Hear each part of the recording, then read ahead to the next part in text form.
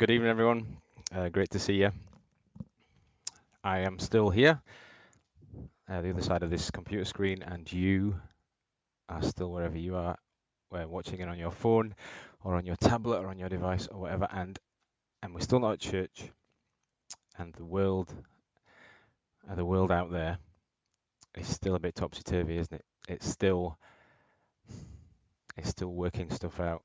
It's still a bit upside down. There are still racial tensions everywhere. There are still big games being played by political leaders.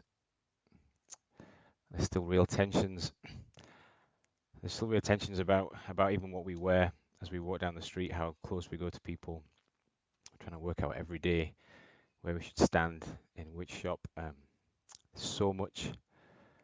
We've got so much on our plates right now. One of the things that we've been thinking through these last couple of weeks, one of the things that we've been trying to suggest to you from a Christian perspective, is that underneath all of this, underneath all of life events, underneath all of the daily grind, all of the circumstances that come our way, there is in all of this a spiritual storyline playing out at the same time.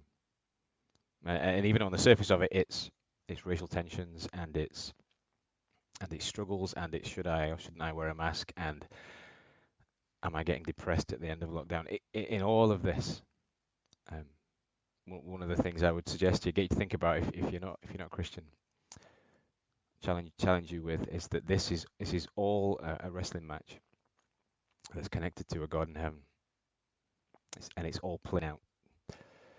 And over the last couple of weeks, we've stalled a little bit and seen some of the ways in which this plays out in the reality of our lives. So 2 weeks ago, chapter 10.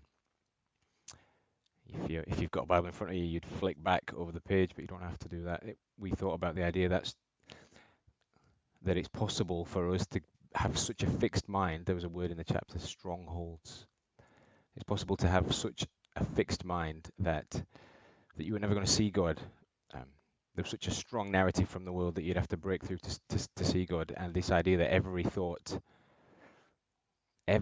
in your head counted in terms of your spiritual journey, finding God. And last week, the start of this chapter, Paul talked about the idea that we live in a world that has like a million, I'm going to use the cheesy inverted commas, a million truths. There's so many different stories out there about what life's all about what's really going on. And the journey for the Christian is to, not journey for the Christian, the journey for us as people is to find out which one's true, what's true. This week, I want us to think about another area that I think that battle plays out, and it's in our head again, and it's our ego. This idea that we have to demonstrate strength to ourselves and to others. There is nothing, I don't think, in the world more rigid, more strong than somebody whose ego is massaged and exercised. And we live in a world that's become specialist in doing this. This is the world that we live in. Our egos are massaged every time we put on a technical device, and we need to massage our egos ourselves every time that we present ourselves to the world. We have to blow ourselves up. We have to push ourselves forward. We have to sell ourselves if we want the job, if we want to keep the job, if we want to be popular, all that sort of stuff. Our world is really shaped by us needing to demonstrate that we are strong, and all the time sort of puffing up our own egos. It's just kind of the way that the world goes, and it is a hugely significant motivator for us. Our pride and our ego. Do you know that when you feel that when it kicks in, and you think, I want this.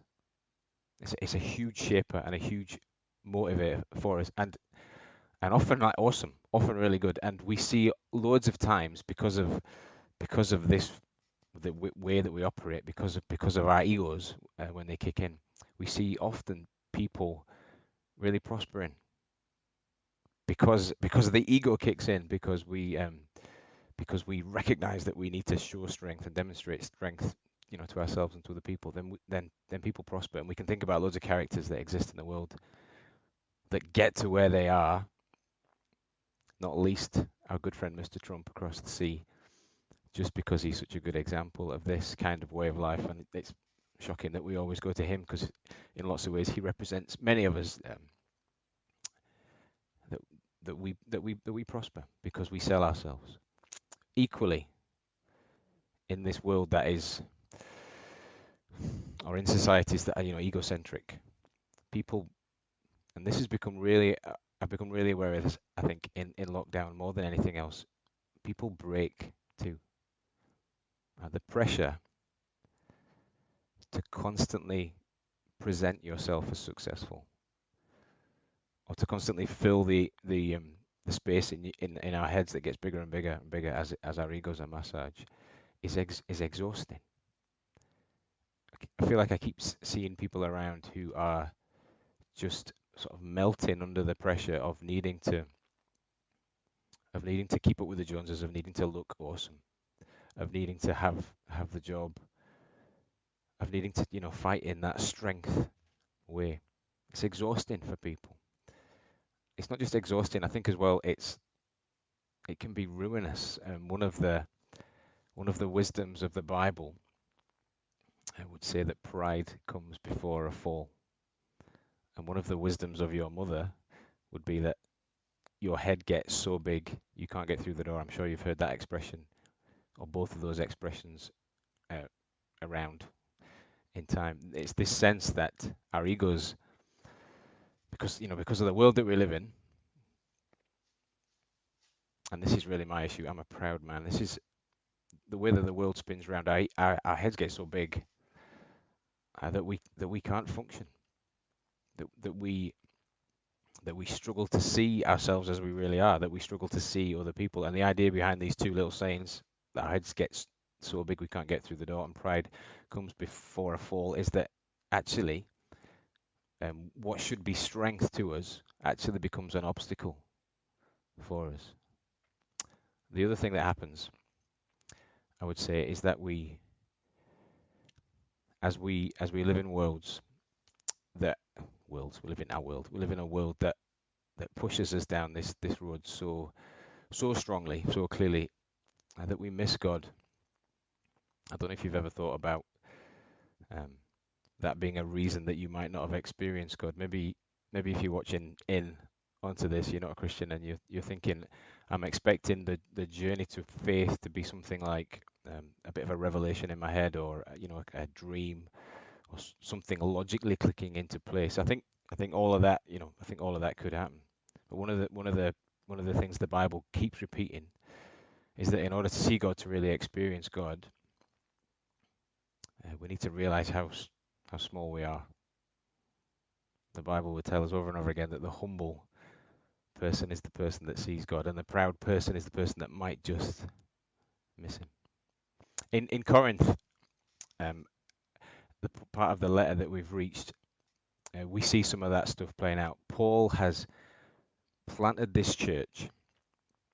Now, I don't, what is that thing that we say? There's no such thing as the perfect church. Paul has planted this church, and from what I can see of Paul's storyline, because of the way he was saved, because of the way he was changed, this terrible, shocking dude who uh, walks into God Almighty and sees all of the horror of his own self, and then the way that he goes on to preach every sentence that Paul utters in terms of sermon is soaked with "It's only Jesus, it's only Jesus." This church is at origin this lovely, beautiful, grace-soaked church, and he plants that, and then he goes away, and into that church.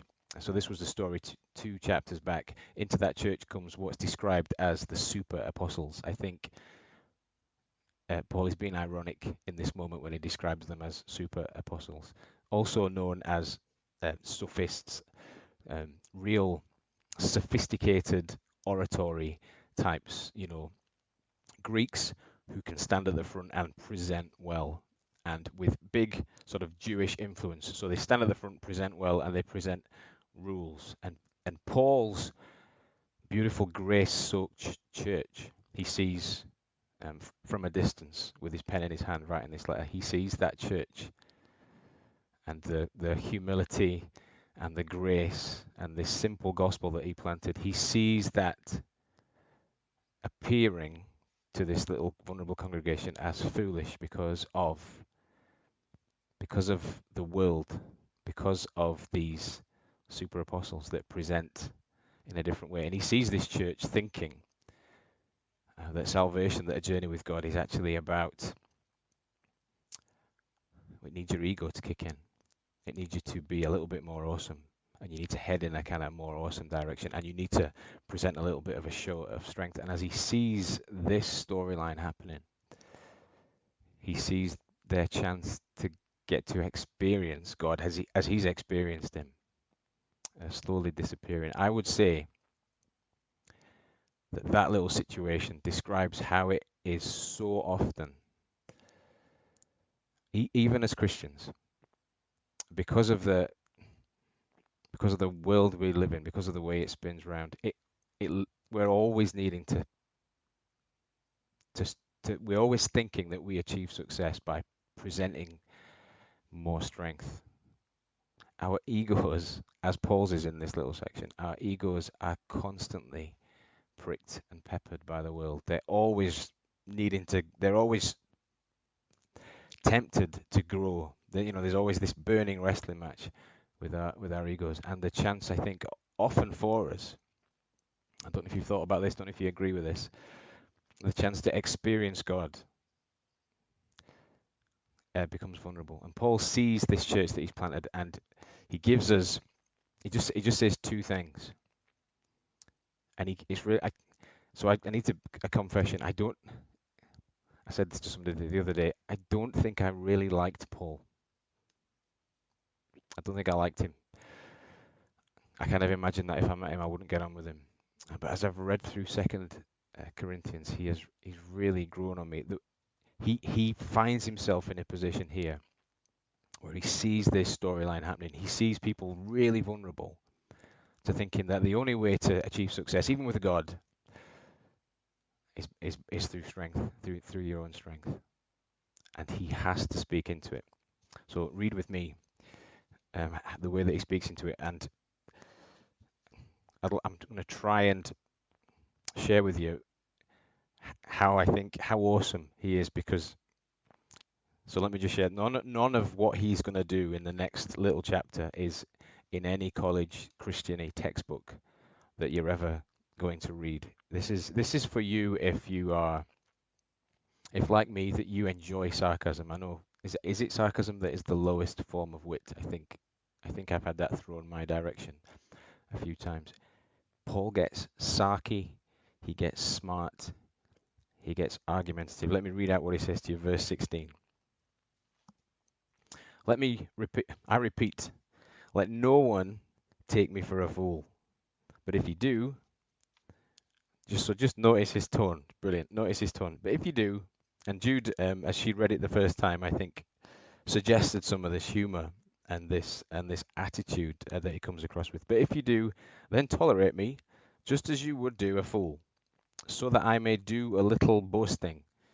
In this self-confident boasting, this is definitely not in the textbook, this little bit. In this self-confident boasting, I am not talking as the Lord would, but as a fool. So it's just really holding on to his humanity there, or accepting his humanity there. Since many are boasting in the way the world does, here's the thing. Here's the thing you're not expecting, or you really shouldn't be expecting. I too will boast. You gladly put up with fools. He's really having a go at them here, I think. You gladly put up with fools, since you are so wise. Notice the tone and the mockery. In fact, you even put up with anyone who enslaves you, or exploits you, or takes advantage of you, or puts airs on, or, and he sort of builds to an escalation point here, or slaps you in the face. This is whatever you would say about Paul, And here the odds are stacked against him. And here his issue is not being egotistical. Whatever you would say about Paul, he sees the gospel. He sees this story of his faith, this awesome thing that's happened to him, as something that he has got to tell other people about. He's got to share this. I think often we look at the circumstances that we're thrown in life and we think, the gospel can't work here. I can't really share my faith here. I'll have to just do that on a Sunday. I would say, and I'm not trying to be sensationalist because I'm a dim, dour Yorkshireman in that sense, but I would say there's a possibility, not a probability yet, but a possibility that in the next 50 years or so, it might be the case that Christianity is a bit more segregated than it is now. What I mean by that is it might be the case that Christians are told you can meet in a church, you can meet here, and you can say these kinds of things, and that is how you can be Christians. And in some respects, that might already be our experience of Christianity. I don't know. One of the things that Jesus says, one of the things that we've really got to think about is that is not it. Jesus says at essence, at core of Christianity, he uses expressions like salt and light. Jesus says Christianity is exactly the kind of thing. The experience at core of Christianity is exactly the kind of thing that needs to be in and amongst it, that needs to be out there where stuff is happening. And that's exactly what Paul did. Paul, for all his faults, Paul, for all perhaps some of the compromises that he made, he says, you're going to encounter me. I am going to be a guy who is encountered. So the first thing he does is he joins in the boasting, which we immediately think, sure, that's not quite the way. But notice this, the next part of the text, verse 21 through 30. He boasts differently. So read this with me. Whatever, and again, notice what I think almost borders on farce in the way that Paul comes across here. Whatever anyone dares to boast about, I am speaking as a fool. I also dare to boast about. Are they Hebrews? So am I. Are they Israelites? So am I. Are they Abraham's descendants? So am I. Are they servants of Christ? And I love this. Nod and a wink. I am out of my mind to talk like this. I am more of a servant of Christ. He is entering into the boasting wrestling match. And you can almost, in this moment, I think, see some of these leading figures in Corinth. I'm guessing that, or as I understand it, not guessing, as I understand it, this letter would have been read out, to the church. This letter's read out, and somebody goes, presents it all. I'm wondering if at this point, if one of these sophisticated Greek guys is reading it out, or is they're listening at the back. But at this point, I'm guessing that they think, oh, maybe we've got him here. He's entered the wrestling match, and then we will win. I have worked, carrying on in verse 23, I've worked much harder, been in prison more frequently, been flogged more severely, and been exposed to death again and again. I don't know if you've ever seen the skit. It's a Monty Python skit, The Four Yorkshiremen. I can't ask you to nod. I mean, I can, but I wouldn't have no idea if you're nodding. A friend of mine, I don't know if he realizes he does this, but he posts it about once a month on Facebook, and I watch it pretty much every month. It has a note of the Four Yorkshiremen, the sense of farce that is in the Four Yorkshiremen sketch. And I'd love to throw a line at you, but I'm not going to do that. Listen as it carries on. 5 times I received from the Jews the 40 lashes minus 1. 3 times I was beaten with rods. Once I was pelted with stones. 3 times I was shipwrecked. I spent a night and a day in the open sea. So remember, he started off this little paragraph by suggesting that he's going to boast. He's going to take him on. And listening to the way he's taking him on. He's taking him on by telling him, just how much of a terrible time he's having of life. I have been constantly on the move, and it really just blossomed into pure farce in this moment. I think unless I'm reading this completely wrong, I think we're supposed to get that this is funny, that he's having a go and he's entering into this real debating wrestling match that's going on with these Greek guys. He says, "I have been in danger from rivers, in danger from bandits, in danger from my fellow Jews, in danger from Gentiles. I've been in danger in the city, in danger in the country, in danger at sea, and in danger from false believers. I have labored and toiled, and have often gone without sleep. I have known hunger and thirst, and have often gone without food. I have been cold and naked. Besides everything else, I face daily the pressure of my concern for all the churches.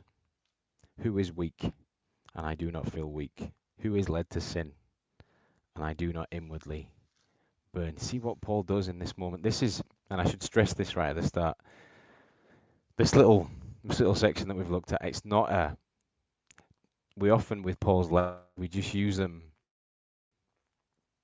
we can be guilty of using them just as direct templates for life. We just pick it up and use it verbatim. We do that with a lot of his letters, and sometimes he's asking us to do that, and I think sometimes we've got to remember that this is a letter not to us, but to somebody else, but it's for us.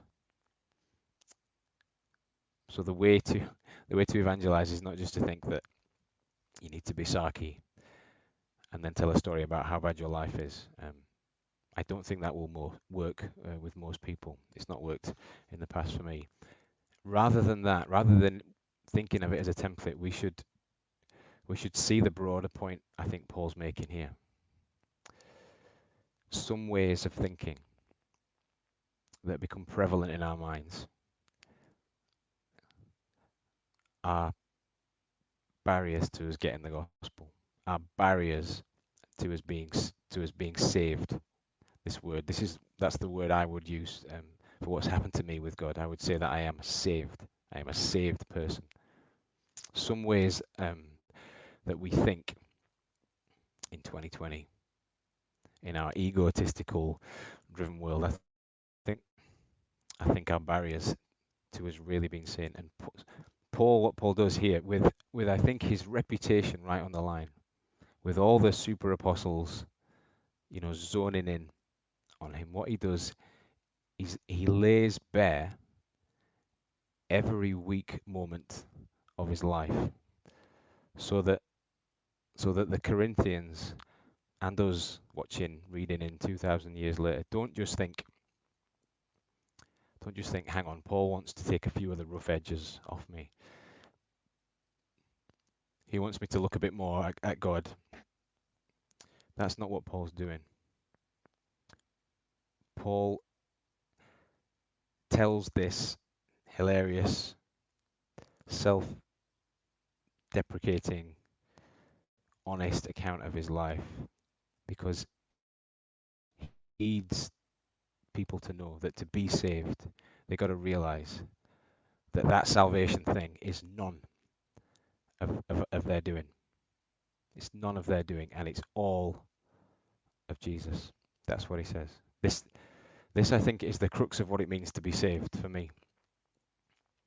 I could describe my 20 odd years of being a Christian as a slow realization that I can't save myself, or a constant wrestling match of needing to realize that I can't save myself. Because I think the truth is, with us, particularly us Christian folk, we all think deep down that we're the saviors. We all think that it's our strength of character that's keeping the family together. We always think it's our inner drive that manages to put food on the table. We even think as Christians that it's our good works, really, that save us.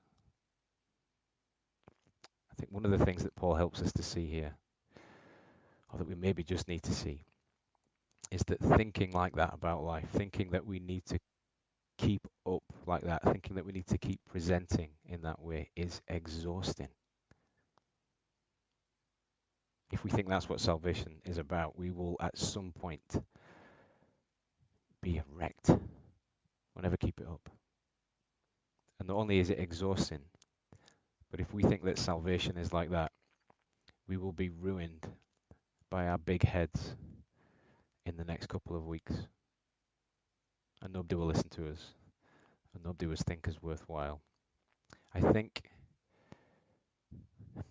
this is the reason that our faith story has got across in it. I think this is the reason we have this, what on the face of it looks like an odd, horrific middle part of a book to convince people about a God, where a guy who seems like a good man, after telling stories for 3 years, is put on a cross and beaten up. Because in seeing that, in being made to see that, and in being made to observe it and realize that we play no part in it whatsoever, we are convinced, we are forced to think about the fact that that is none of us. This is why Paul boasts like he does, because he needs to present to other people and reaffirm for himself that this thing called being saved has got nothing to do with how strong we are. You see, I think Paul had learned something more secure, more empowering, more comforting than any ego boost could offer. That was knowing that God had him in all of his life, every aspect of his life, knowing that God had him in the worst moments of his life. You could maybe think of it, this is not an awesome illustration. In some respects, it's a bit of an illustration from a 60s preacher guy, but it's what I've got. It doesn't matter how, here's the illustration, it doesn't matter how high you can climb the ladder, because that's, I think, ultimately what the ego asks us to do. It says climb the ladder and climb higher than anybody else. There's a sense in which Paul realizes it doesn't matter how high he gets up that ladder if at the bottom of it there's nobody or no thing trustworthy. And he's realized that he's better off on rung number 1. There's more security on rung number 1 if God's holding that ladder. And he is so secure that he can get to a place where with his enemies, if you like, his bullies watching over him, ready to do away with him, ready to steal all his hard work, he can have them looking over him, and he can be completely honest and open about the most vulnerable, weakest, most disappointing moments of his whole life. This is the security he sings about. This is the security he wants. He can look out at his life and he can say with real confidence, there's nothing that can touch me now. There's no terrible thing that anyone can find out that he can't forgive. There's no shameful past event anyone can bring up that God can't see and turn around for good. There's no future tragedy coming up in my life that I'm going to ever need to face alone, because God has seen it all. That is his confidence. That is what he needs to get across to this church at Corinth. And that is, I think, so I don't, in this, I know that tomorrow morning I'll go for a run. And halfway around that run, my ego will kick in. Somebody will run past me, and I'll need that ego, as I will other times in my life. But I think what Paul's realized, why Paul gets to a place where I think he's so confident and he can be so open, is because he knows that there's something better. Now you've got to ask yourself the question, I think. Paul is accused right the way through this encounter as being a fool. Who's the bigger fool? The person who climbs the ladder really high, or the person who can face the worst that life can throw at you? Not only face it, but sing about it because of the confidence that he has. I'd just like to run through with you some of our summer takeaways. We have been encouraging you to spend time over the summer just thinking through what that passage and what the service on Sundays means to you. Maybe during the summer you have a little bit more time for that. So if you have 1 minute this week, just 1 minute, remember and take time to thank God in prayer that you are more secure in God's strength than any strength that you can muster on your own. And I hope that blesses you this week if you take 1 minute to do that. If you have 5 minutes this week, maybe a time with a brew or a cuppa just to meditate on what we've been talking about today a little bit long. Why don't you write down areas where you feel weak in your Christian faith and where you feel vulnerable? And beside each one, just score it through and just put, yet not I, but through Christ in me, and celebrate the strength that Christ gives us when we depend on Him. That's your 5 minute takeaway. If you have 10 minutes this week, just 10 minutes, we'd like to encourage you to read Psalm 3. It's a brilliant psalm, and it talks about the comfort that God's strength gives His people when they feel vulnerable. Read it through, meditate on it, chew it over, and we pray that that blesses you this week. Thank you so much for joining us. Get in touch if we can help you with anything that we've talked about today. And we'll hope to see you next week. God bless you. Bye now.